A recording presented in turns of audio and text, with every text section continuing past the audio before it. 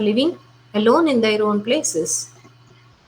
Do they have alternative support system to take care of their long-term care needs?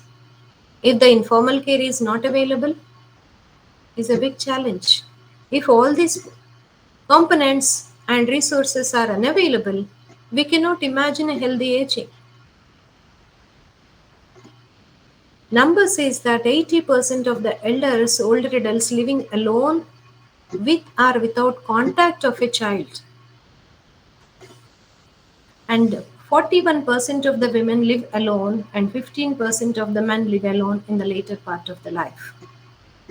And adding to this challenge, we have another challenge also, feminization of the aging, we call it. That means in the part of the later life, there will be many women left alone, and they are because they lose their spouses. When you see 60 to 64 per age group, men are 10% widowed and women are 44 percentage women widowed. 80 plus people again, 87 percentage of the women are widowed. That means they are living alone with or without adequate formal and informal care support. So are we just adding the number of people living? Do we have adequate preparedness and resources and awareness to make them live independently and gracefully aging in the later part of life? Is the challenge in front of us.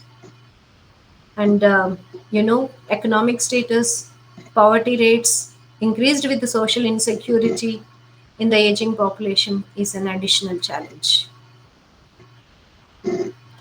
So when we think of aging is inevitable, all of us agree it is an inevitable, or every human being has to undergo this.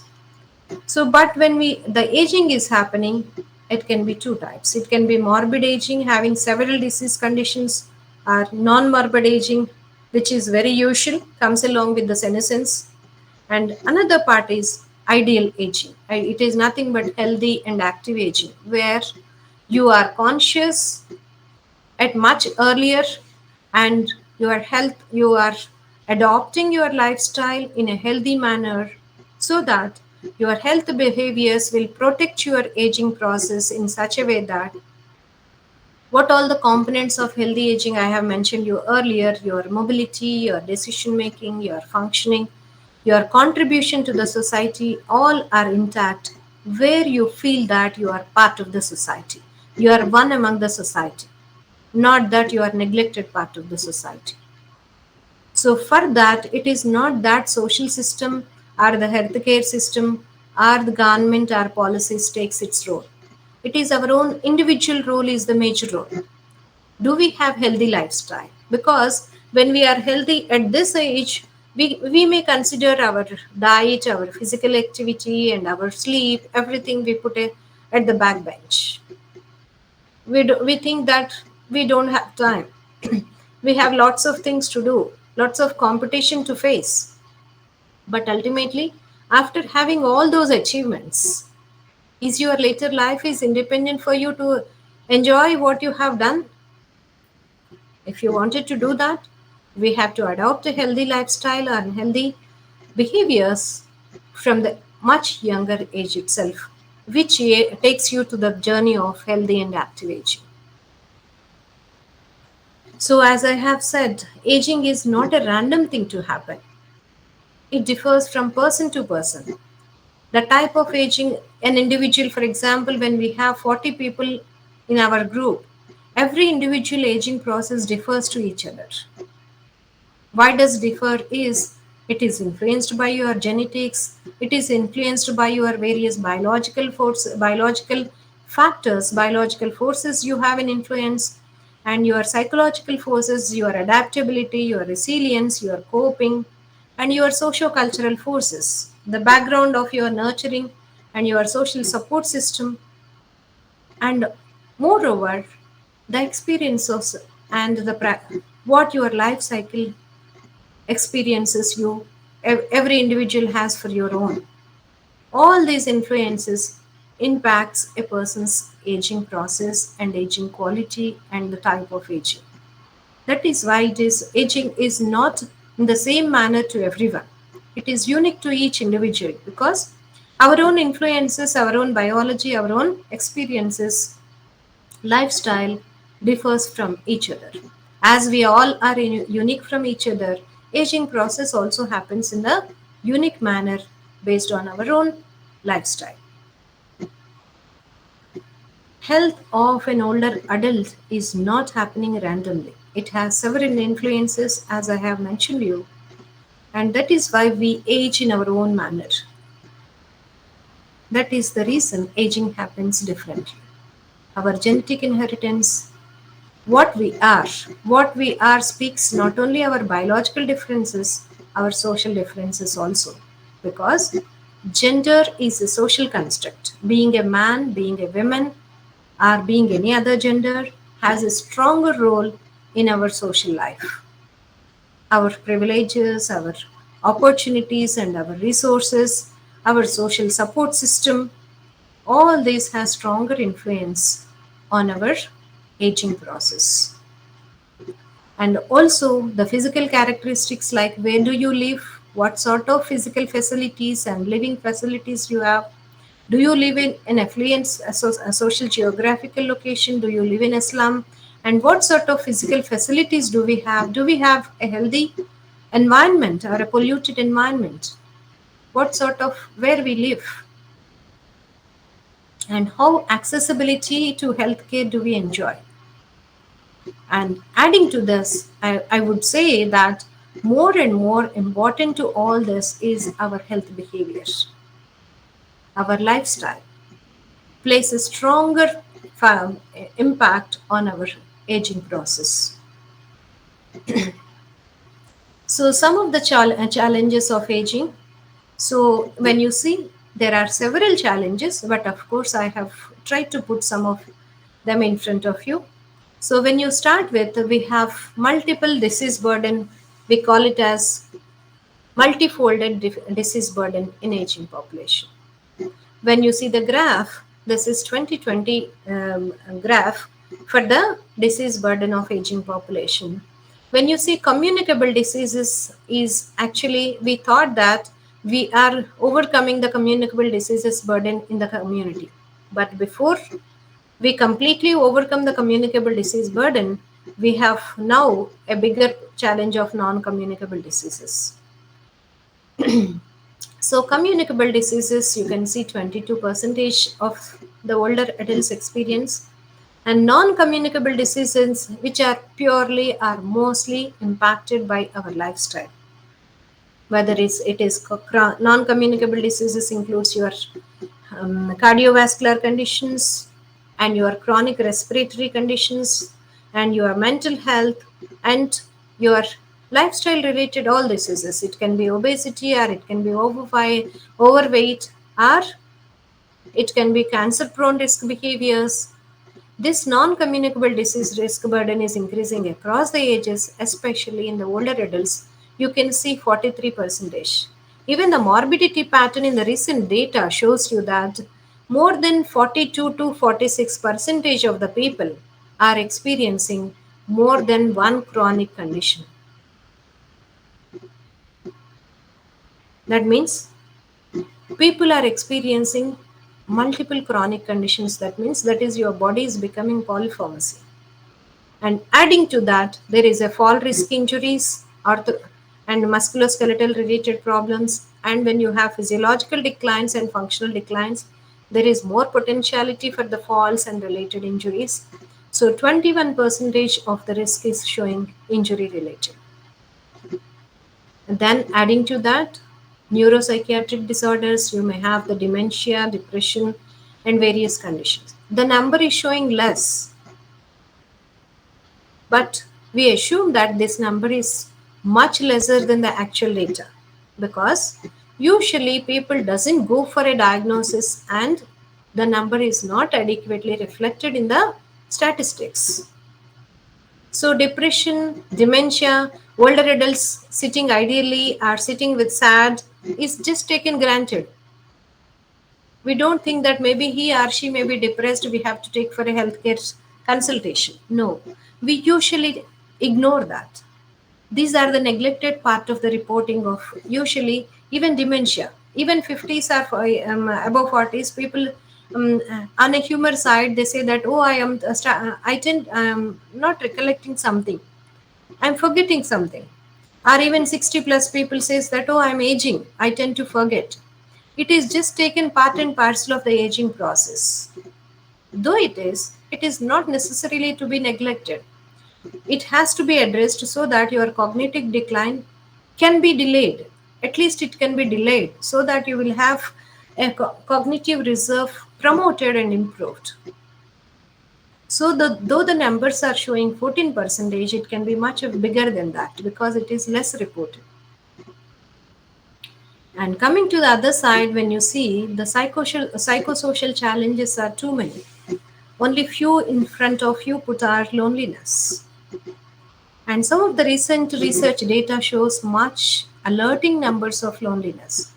Not only the recent COVID-19, which has restricted the people to go out and decreased the social gatherings and social connectivity, even before that and after that, however, the social relationships and connectivity has become much declined. It has been diluted. The quality of relationships, interpersonal relationships, has reduced much among all age groups, of course.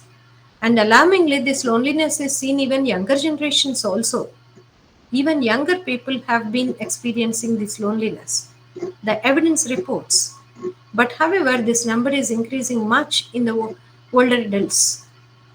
So, this loneliness, risk for social isolation, and depression, social disengagement, and experiences of neglect, of course, poverty are there with the social insecurity are there with the older adults.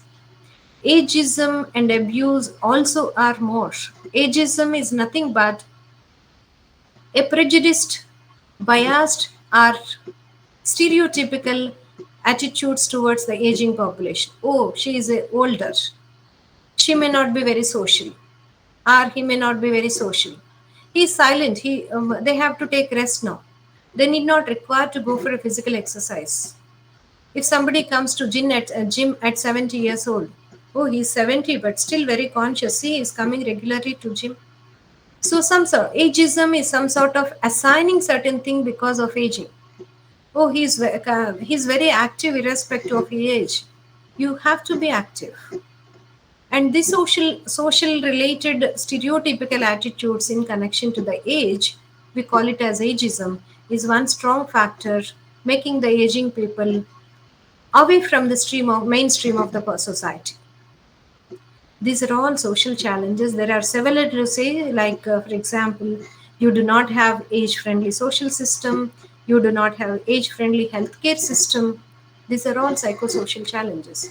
For example, when we thought that 41 percentage of the people are living alone, if they are living in their own houses, do they have social security system in the country? Or otherwise, if they are living alone, if they do not have a living place for their own, do the system provides them an alternative systems of living? Like, do we have adequate old age homes? Do we have long-term settings to take care of them? Do we have the facilities for the increasing aging number to meet their needs, biological needs and life needs? These are all psychosocial challenges. And to the other domain, if we go, the dementia number also is increasing fastly. When you see the graph, 2020, the number shows almost 5.3 percentage of the people are having the cognitive declines.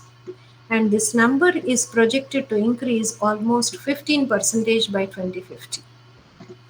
If you recollect, the number of aging population by 2050, so the number said the projected number is about 22 percentage if you recollect. So that means if the projected number of aging population is 22 to 24 percentage, that means people living with dementia is almost 15 percentage. So this will tell you the magnification of the are the challenge of dementia. So if the people are living with the cognitive declines, if they don't forget, they don't remember when to eat, if they don't remember when to take the medication, they need somebody to assist them. Do we have such formal or informal healthcare system? Many countries has this challenge.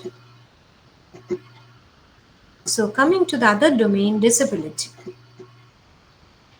Having multiple diseases, having functional immobility, and you are musculoskeletal problems, person cannot walk, person has a mobility challenges, person has cognitive declines, all this. Person have vision problems, hearing problems, and all this comes into the disability. When you see when the adults are growing into middle adulthood itself, the disability number says that 1 in 5 individuals suffer some kind of disability. Whereas coming to the 65 plus aged population, 50 percentage of the population 65 plus have some sort of disability.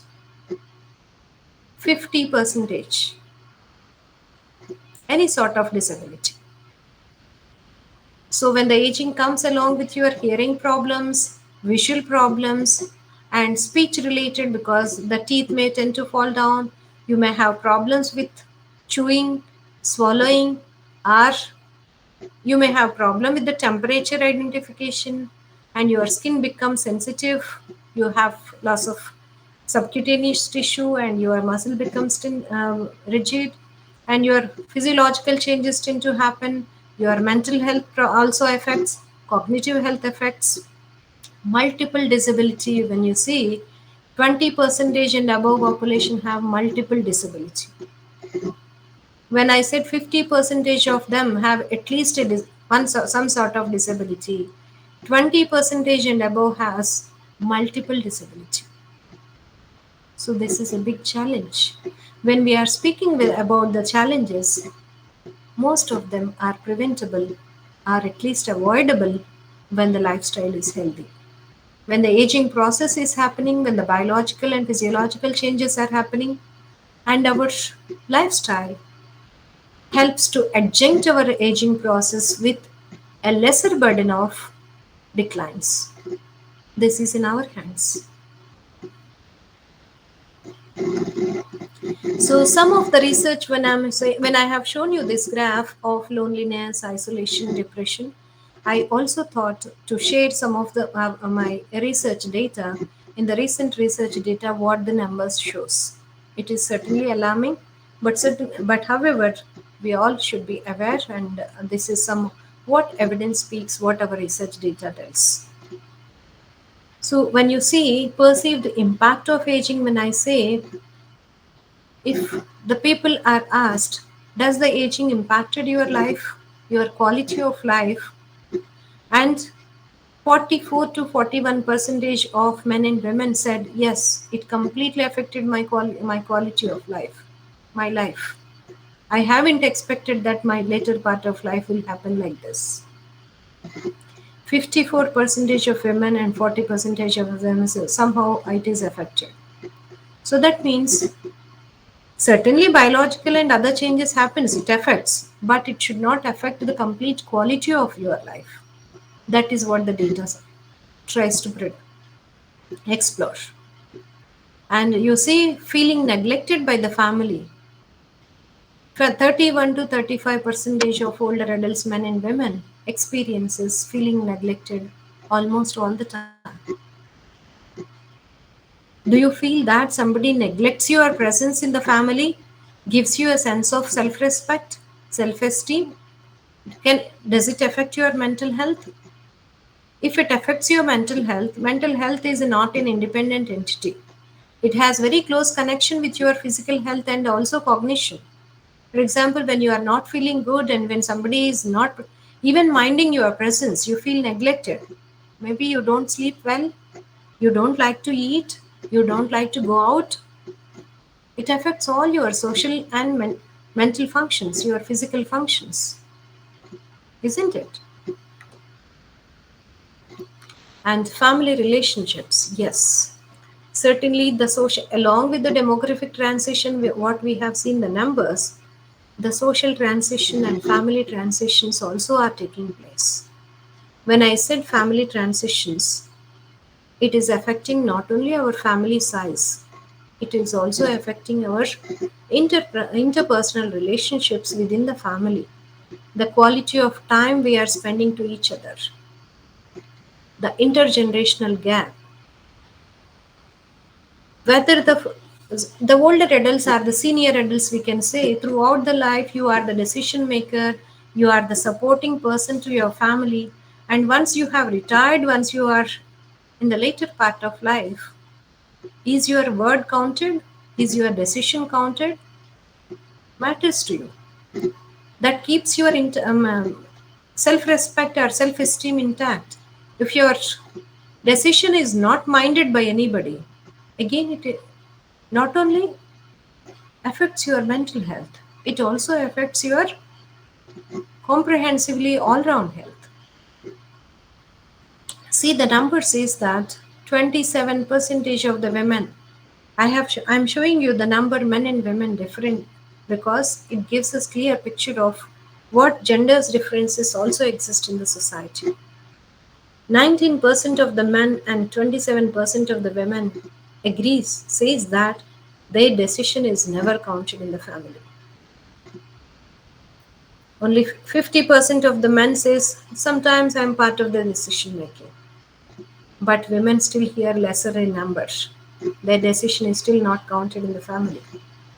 Only 8% of the women and 4% of the men said they are part of the decision making in the family. That means they are counted, their presence is counted in the families, family affairs, family decision making.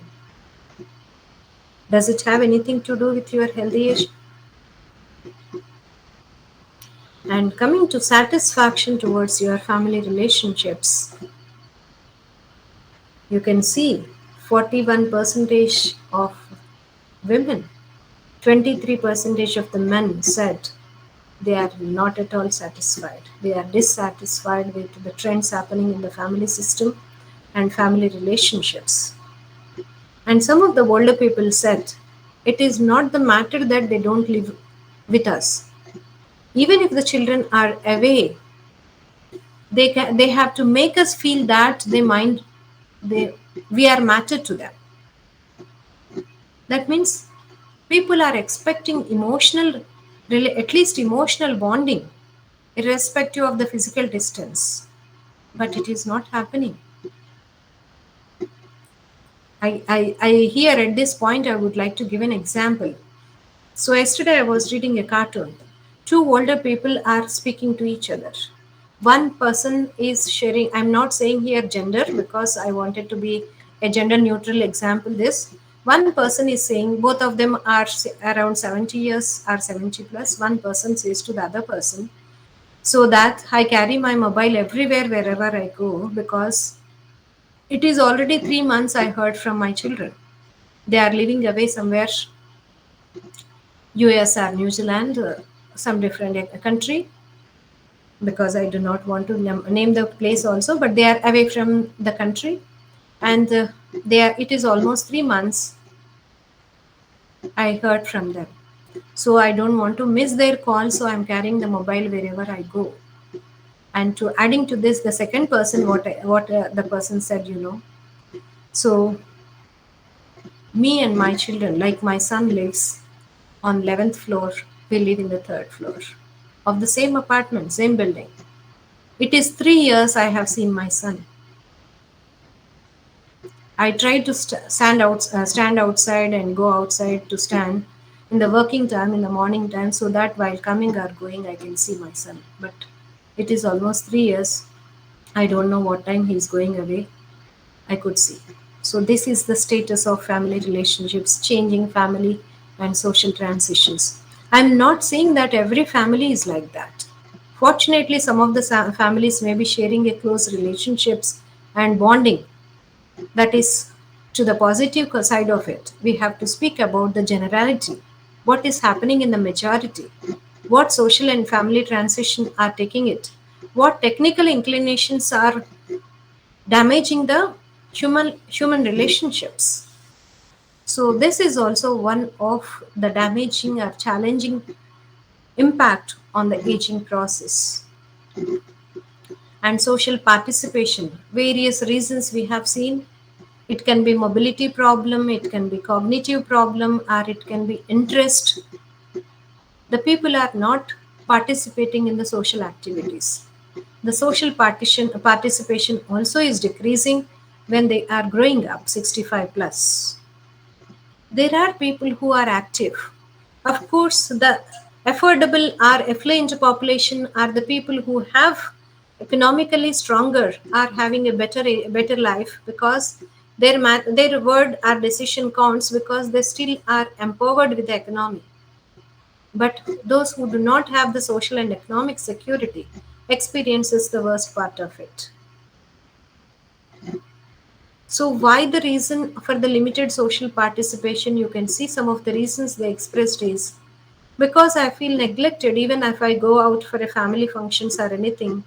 I'm not minded there by anybody. So I do better I stay home. And health reasons and fear of falls. When I move out, maybe I fall down. I may be bedridden. Nobody is there to take care. Better I stay home. And disinterest to go out of the house and changes in the body image. These are some of the various reasons why the people restrict their mobility.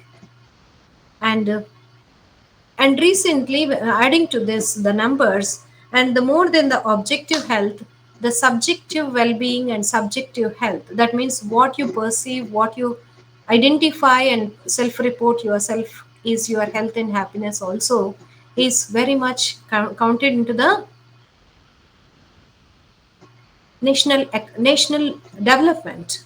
When you see Bhutan considered the first country in our Asian countries which considered the happiness as the national index for the development, because your felt happiness matters for your overall well-being.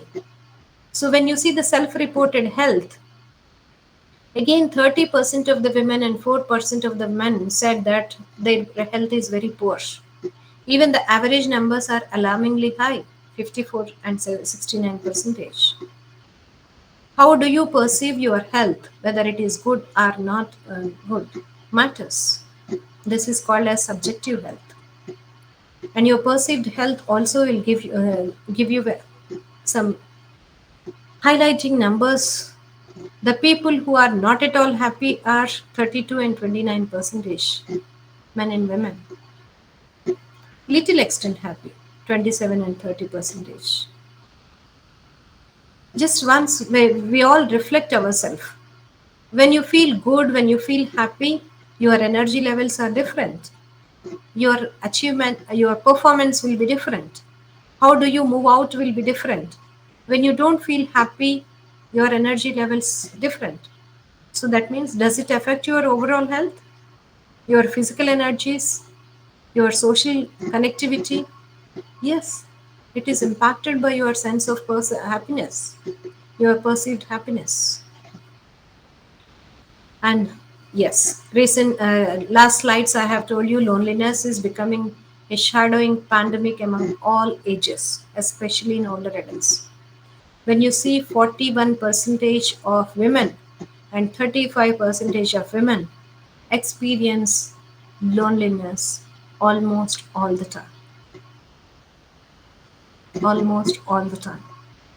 Loneliness is not an independent entity. It strongly is linked. Recent research studies shows that loneliness is one of the predisposer to the cognitive declines, dementia, not only to depression but also to dementia.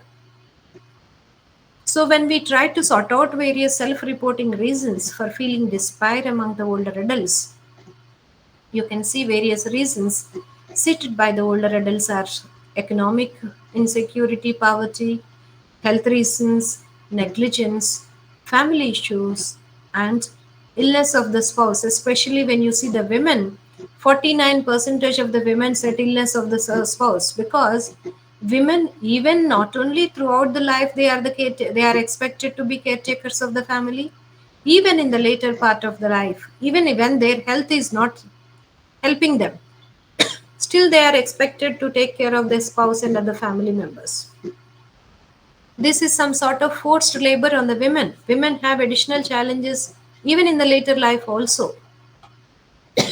Sorry.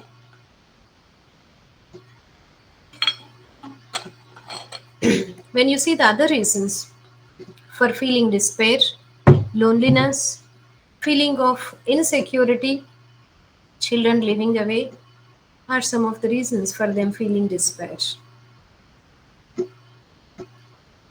So, coming to the cognitive function assessment, also we have done this is a recent data shows mild cognitive impairment. This is becoming very common. So, 36% of the people.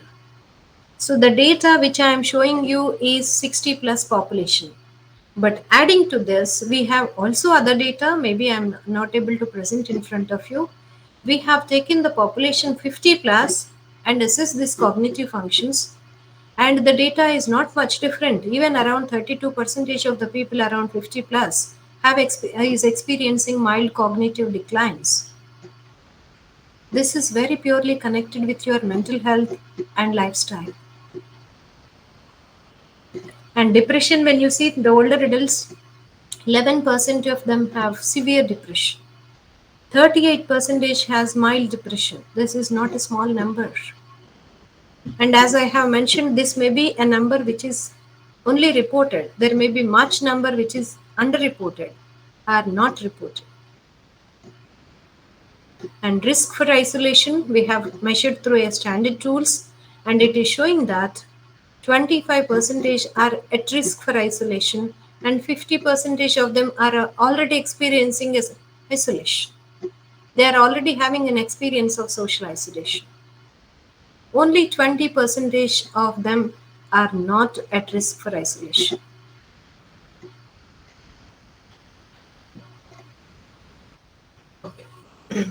So, having heard about all the challenges comes along with the aging, maybe we will see into the other coin also. So, how can we make some changes in the aging process? The best strategies for promoting healthy aging. So, we do have to think about some of the best strategies for healthy aging, like physical exercise, which should be very regular. It is not that usually women think that since morning we are doing our own household activities and we move around in the house, so we are active. This cannot be a structured physical activity. There should be a structured physical activity like a regular walk, that walk also brisk walk. It is not that you carry a mobile, keep on talking and walk slowly and come back. That cannot be a brisk walking or a structured walking. And healthy eating, keeping your brain active, as I have said, keep learning and curious always, and social connections, keep your connectivity intact with your own family members, with your friends, relatives, colleagues, and more importantly, getting enough sleep. Here, when I said enough sleep, it is not the number of hours also, it is the quality of the sleep you have also matters to rejuvenate your brain function, to save your brain health. So, what the strategies I am mentioning, it is not only the lifestyle comprehensively requiring for the health of aging, but also it protects, it is for the brain health also. They goes hand in hand. I'll just take you through. The aging health is very closely connected with your functional and brain health. Functional health and brain health are not inter- independent, they are interdependent on each other. For example, when I said that musculoskeletal problem and mobility related restrictions are the fall injuries or fear of falls, the gait and the pace of your walk is closely connected with your executive functioning of your brain. That means your cognitive functions are connected, are even related with your functional health, your mobility. your gait. Hence, they are independent, not interdependent. So, coming to your cognitive functions, your memory, your learning, your execution, your attention, and your orientation and concentration, all these functions are essential to make your functional health also intact. Because your memory, your cognitive functions, ability to remember something, ability to be curious and learn something new, that learning can be any simple task. It need not be a graduation degree. The learning can be something new, away from your routine, away from your regular functions. Should be there as part and parcel of your life. You should be able to concentrate. Recently, when we have visited an old age home or the older adults part of our study, most of them, above 80% of them, said they are spending more than almost 8 hours are the waking up time, whatever the time they wake up, from that time after retirement, people are spending 60 to 80% of the time in front of the television, which is highly sedentary. And you may be thinking that you are watching something, you are active. It cannot be active. And they think that they are concentrating on the program. It cannot stimulate your concentrating capacities of your cognition. You have to be mobile. You have to keep yourself mobile and maintain a clear and active mind. Give a challenge to your brain to think. For example, if your children or grandchildren, even after retirement, participate in your family activities, and which is not seen in the people most of the generation. And some of the people, fortunately, those who are working and like teaching positions or higher educational institution teaching faculty and all, participate in some or the other contributions, their learning and sharing. It is good for them because multiple languages and sharing your learning and learning from the other sources keeps your brain intact. But this is only part of the top layer of the bigger sea. We have to see the mainstream of the aging population who are less participant in such activities, because your brain health is making most of your brain, using it maximum, keeping it challenges, and reduce the risk of unused so that the cognitive declines will not be invited faster. Your neurocognitive functions becomes active and intact when the life advances. This is the essential prerequisite for the brain health and also functional health because they are interdependent, closely connected with each other. Because when you see the numbers, Alzheimer's is increasing very fast, and as I have mentioned, and 3 to 5 percentage rates of dementia are increasing. 2020 data says 5.4 percentage are diagnosed with dementia, and these numbers may be only from the underreported numbers. So only in our hands is delaying the cognitive declines, stop the progression of these Alzheimer's. So your lifestyle experiences, lifestyle factors may reduce the risk for dementia and other neurodegenerative conditions. You might have heard just before this various degenerative conditions. So this your lifestyle is in your hands, where all modifiable risk factors can be prevented and these declines can be delayed. Watch about your vision loss, hearing loss, and your changes in your disease conditions frequently, and get a health care in time so that you can prevent the early declines. Adding to that, you have to prevent the risk factors, health risks. We can see many old educated people, even healthcare awareness, who are educated knowing healthcare awareness, maybe out of various reasons we don't know. The smoking and various other health risks are predominantly seen, but these risks should be avoided and prevented. Smoking and frequently feeling aloof, despair, and social isolation, loneliness, physical inactivity are an additional risks for dementia and also increasing Alzheimer's, which are all should be avoidable or modifiable risk factors. And life course transition, when we have talked about, for good brain health, we require good physical health, good mobility, functionality, and psychological and social health. These are all interconnected with each other. So, how brain health and social environmental impact each other? For example, you are in the within the family. You are not in a aging adult or anybody. You may say that we have a closer family. We have so many members, and we have, but how quality relationships you have among yourself? How do you share a bonding? Affects your mental health and brain health too, because our social environment impacts our attention capacity, and decreased productivity or brain fog is another risk with social improper social environment. Increased stress and distress effect on physical and social functioning is closely connected with the brain health too.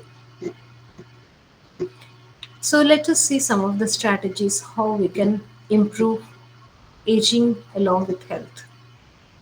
So there are several, these are four key areas for promoting healthy aging. So physical activity, you know, brain has over 1 billion neurons and 25% of the blood goes to the brain. And having the high functional cardiac function and blood flow is very closely connected with your brain health too. What is your good for your heart is good for your brain too. Maintaining physical fitness is beneficial to cognitive function. Physical activity, engaging in complex leisure activities. Complex leisure activity, when I said not like sedentary, watching the television, sitting in front of the TV, hours together or minutes together. No. Complex leisure activity, like you play puzzle, play Sudoku, or play something, or play chess, or play with your children, or play with some other people. Play something, even like playing cards or something which challenges your brain, or a gardening, or try to play a music instrument, anything, complex leisure activities. And learn a new language. Speaking multiple languages also is protective to your brain. Because it is challenging task to the brain function, it becomes activated. It stimulates your neuronal function. And regular physical activity is protective against not only heart but also it prevents the diabetes, it controls the blood sugars, and also it is a preventive factor to the cancers, because all cancers are not hereditary or genetic predisposed. Many of the cancers have a predisposing factor of sedentary lifestyle, lack of sleep, and more importantly, frequent exposure to the stress and depression. And all these are modifiable and preventable, and especially the physical regular physical exercise and activity has a protective function towards this, because exercise protects the brain as we age. Animal studies and clinical studies also proves this. Every adult, especially older adults, also requires 2 hours or 150 minutes of moderate to vigorous physical activity in a week. Moderate to vigorous, not just mild walk on the road. Moderate to vigorous physical activity. And exercise prevents also, we think that falls is one of the fear of falls is one of the barrier for physical activity, but exercise also prevents the risk for falls and injury, because it is shown that it is proved that it's shown increase in gray matter and volume of hippocampus and other cortical areas. It has a protective brain function, and it helps in the promotion of Gait, quality of gait, your walking gait, and high level of inactivity, lack of engagement also is risky for not only brain function but also your functional and musculoskeletal functions.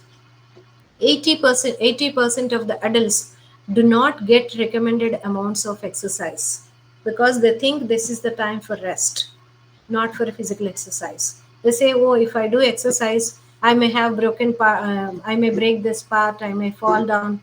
So this fear also can be a factor for not letting them do exercise, but exercise helps you to prevent falls. See some of, again I show you some of the data here is when you see the common reasons for not doing exercise is fear. I may not be able to do. I'm not supposed to do exercise because I'm old. I'm not convenient to go out and walk. Or the environment is not safety. If I fall down, who will take care of me? I'm not healthy and I'm not feeling good because I'm not minded. I do not have a companion. Various reasons for not going out and doing it, going for a walk or an exercise. When you see the exercise compliance, only 48 percentage of the men and women goes 1 to 2 days of a walk in a week time. And no women is reported to go for a regular exercise. Only 6% of the men said I go regularly for walking outside. This is very, very alarming. Physical inactivity is one very strong predictor for not only functional ill health but also overall and brain health too. So because physical exercise not just have a benefit on the physical function, it has psychosocial functions. It gives you a sense of feel good, endorphins will be released. Your dopamine and serotonin will be activated. And because of endorphins and other natural brain chemicals, neurotransmitters that enhance a sense of well-being in the people. So maybe you are not feeling good, go out for a walk in the nature and see. Your mood will be improved. A feel good sensation will be there. You feel a better, worthy, improvement in the self image, stress reduction, your sleep will be enhanced. These are all psychological benefits of your exercise and also the social benefits. Like you will be able to see the people, you will be able to talk to the people, and you may have a new relationships among the groups, and you feel that you are part of a group, part of the society. So likewise, you have psychosocial benefits too.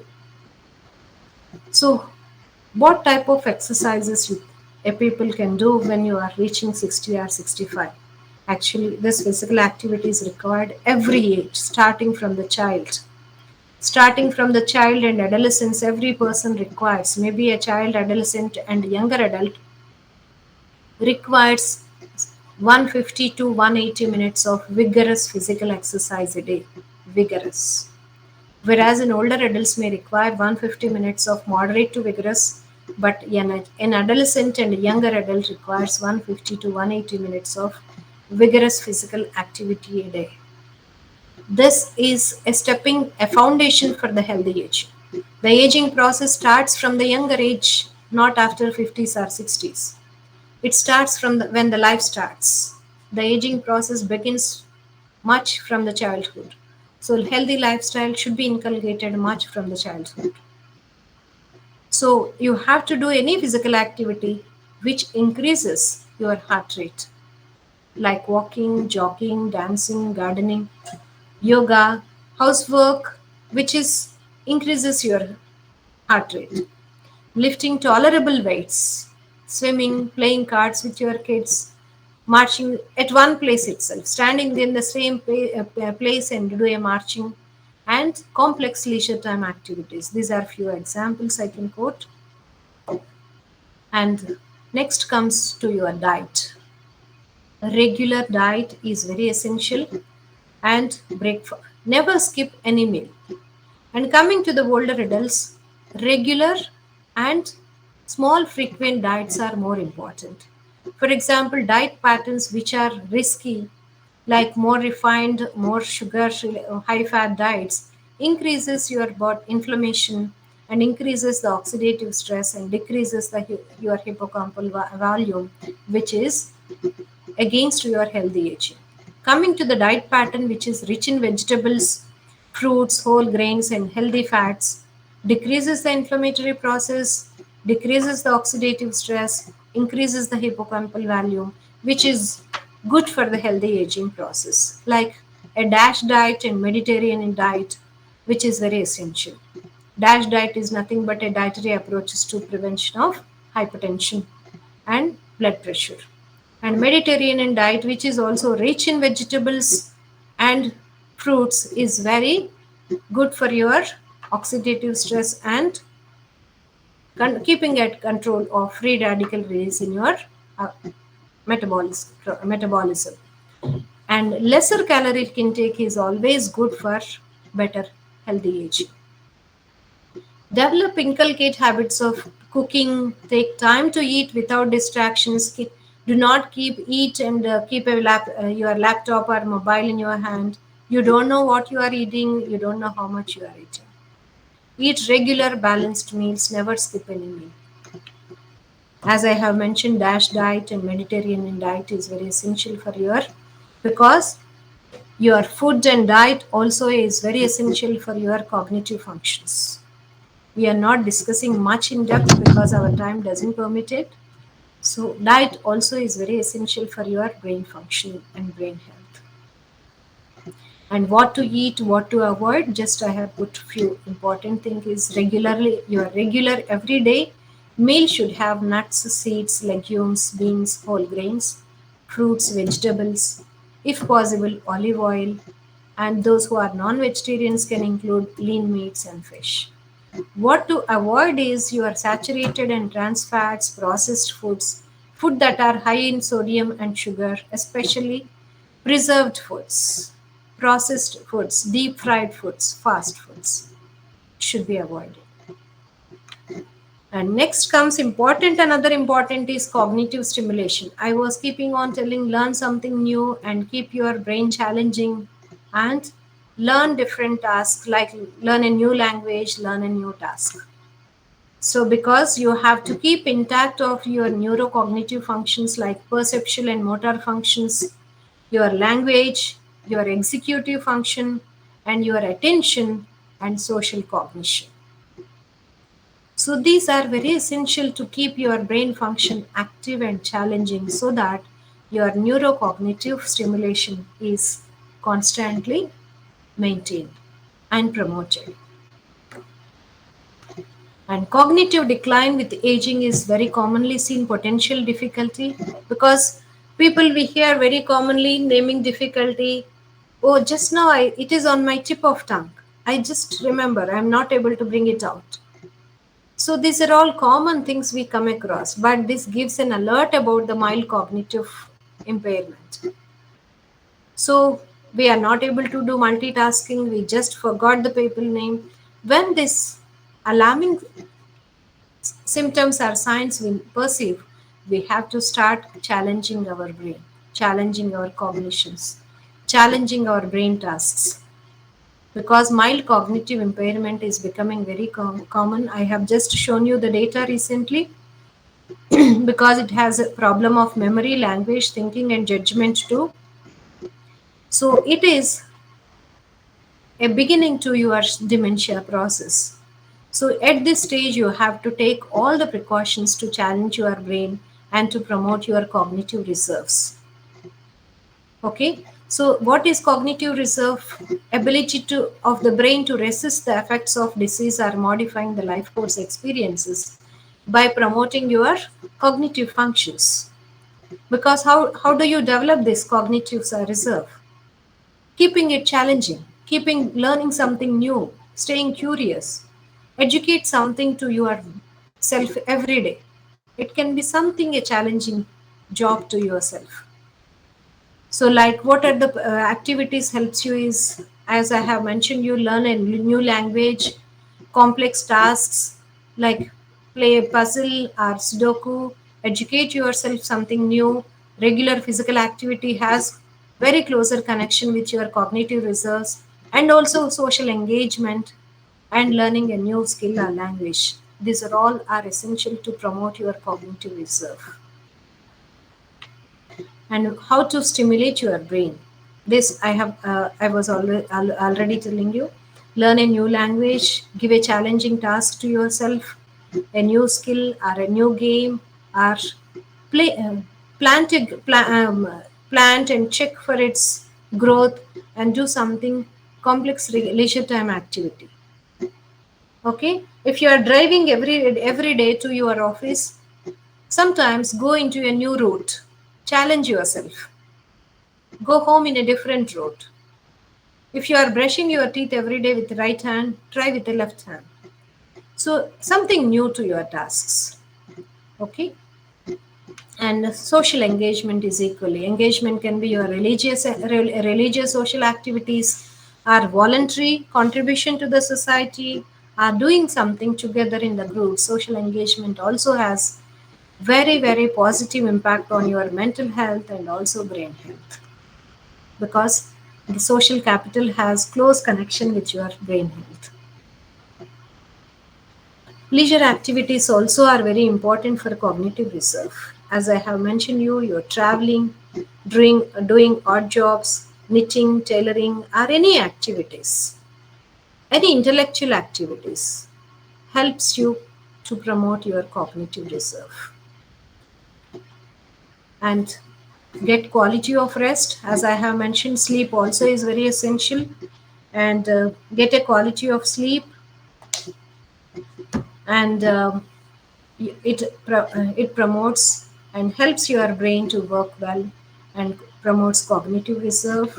And consider your mental health. Do not neglect when you are feeling lonely, when you are feeling isolated, because the mental health is closely connected with your physical and cognitive health too. Do not neglect when you are started feeling lonely. Try to make measures to make yourself come out of it. Seek help. Do not hesitate to seek help. Try to identify what is making you feel lonely or isolated. Try to overcome that.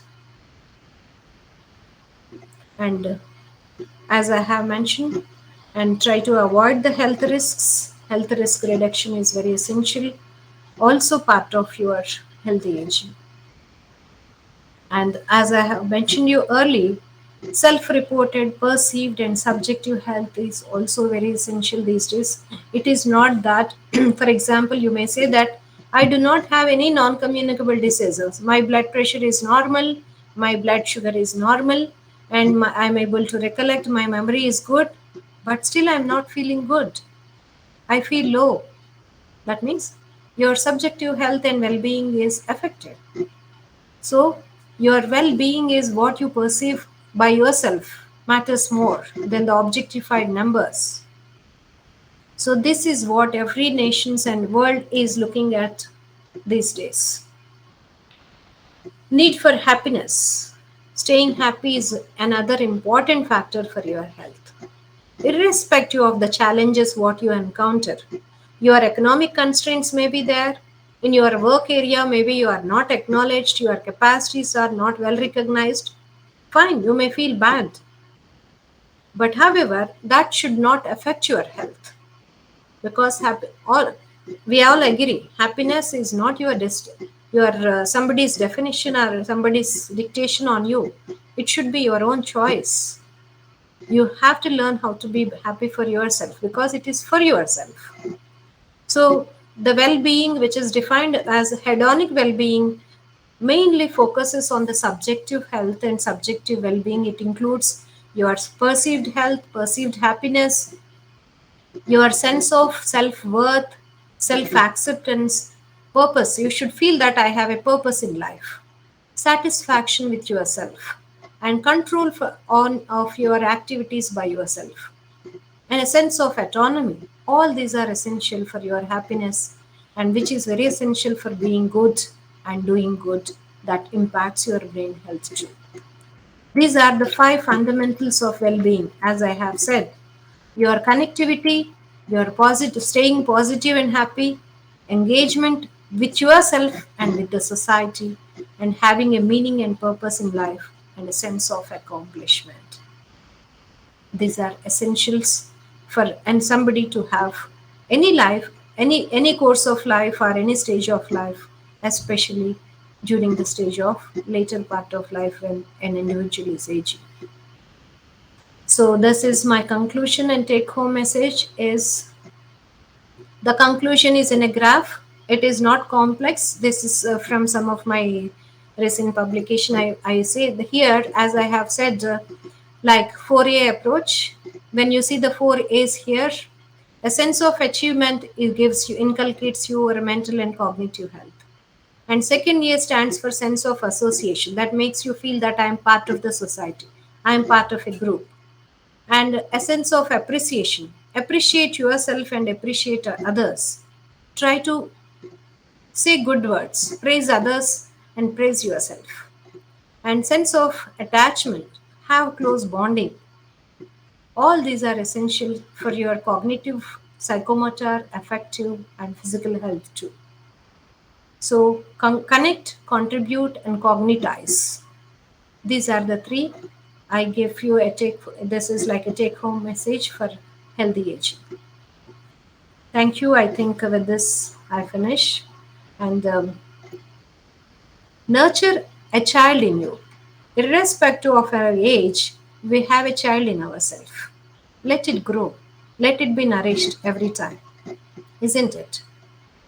So, if we all have to happy and healthy aging, we all have to nurture ourselves, nurture our lifestyle, and this is our responsibility. What I would like to say. Thank you. Thank you, Thank you, madam. madam. Thank you very much. I would like to invite our friends for queries.